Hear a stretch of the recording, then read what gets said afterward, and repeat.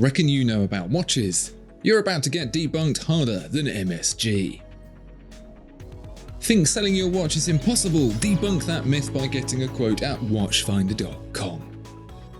The idea of expensive luxury is that it's expensive. Makes sense. But lose the expensive part and do you still have luxury?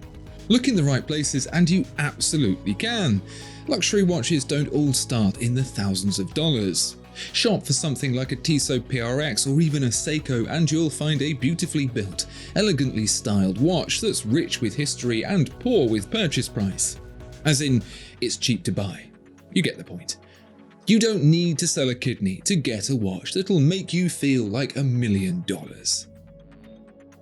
If you look at auction prices and the comments on the internet, you'll come to two conclusions. 1. The end of the world is nigh. 2. Mechanical watches, driven by a spring through a series of gears, are better than quartz watches powered by a battery. Well, I hate to tell you, but that's just not true. Even the cheapest battery-powered watch from a gumball machine will absolutely smoke a mechanical one.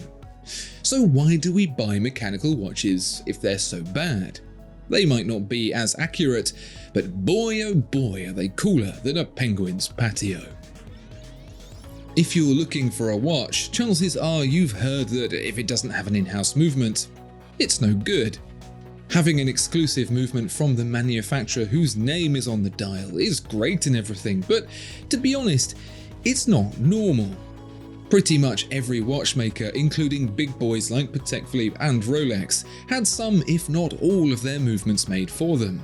Rolex only went in-house in 2005 and Patek stopped using other movements barely a decade ago. Volkswagen doesn't make its own headlamps because it's cheaper, and so that means you can get a more affordable watch if it has a third-party movement. So in-house manufacture is the hot thing in watchmaking, but what does that actually mean? You might think that a watchmaker that's in-house brings in raw material and spits out a finished watch, but that's just not how things work. It's much more efficient to let specialists produce the things they specialize in, like dials, hands, balance springs, bracelets, and things like that.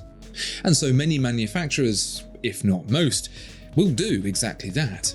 Perhaps they design in-house and assemble and maybe even produce some components in-house too, but really there's no regulation on what can and can't be called in-house. We all imagine a Swiss-made watch being fashioned from scraps of raw metal using nothing but hand saws and files, and that's how it used to be.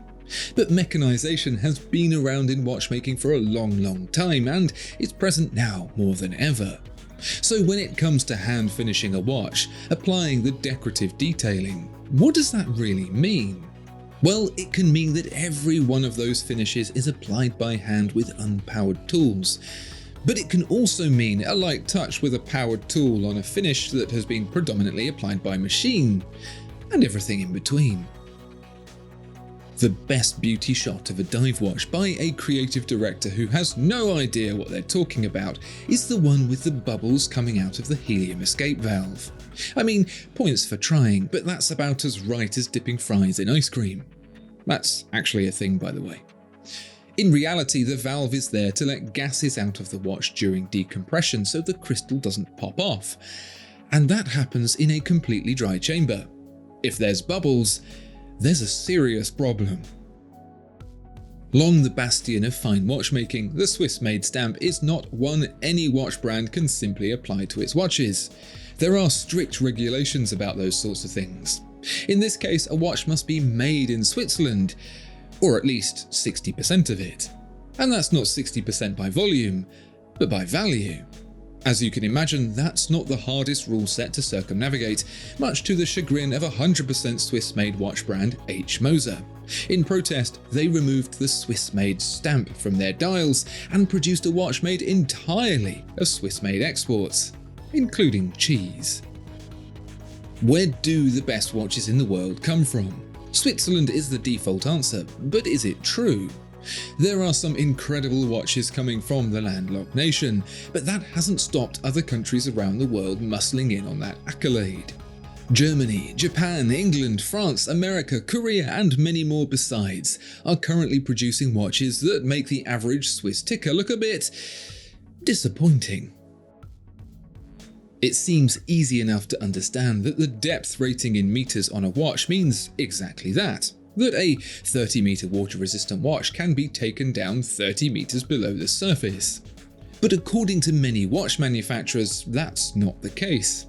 30 meters is splash resistant, 50 meters can be worn in the shower, 100 meters can be worn swimming, and 200 meters is suitable for diving. Seems nonsensical, and people have tested their watches to greater extremes than that. However, if you value your warranty, it's best to stick to the manufacturer's guidelines. Better than money in the bank is a phrase often used in tandem with Swiss watches. And it's true that some watches have gone up in price at a greater rate than a savings account. But some of those watches have come down again, and the vast majority never go up in the first place. In most cases, a watch depreciates from new. Really, it's about buying the watch you like best and enjoying it. And perhaps, if you buy well after the depreciation and keep it for long enough, you might find that you can get back most of what you paid for it, if not a little more. What watch myths can you debunk? Let me know in the comments below. Please like and subscribe as well, and if you're looking to buy or sell a watch, help me out by heading over to watchfinder.com.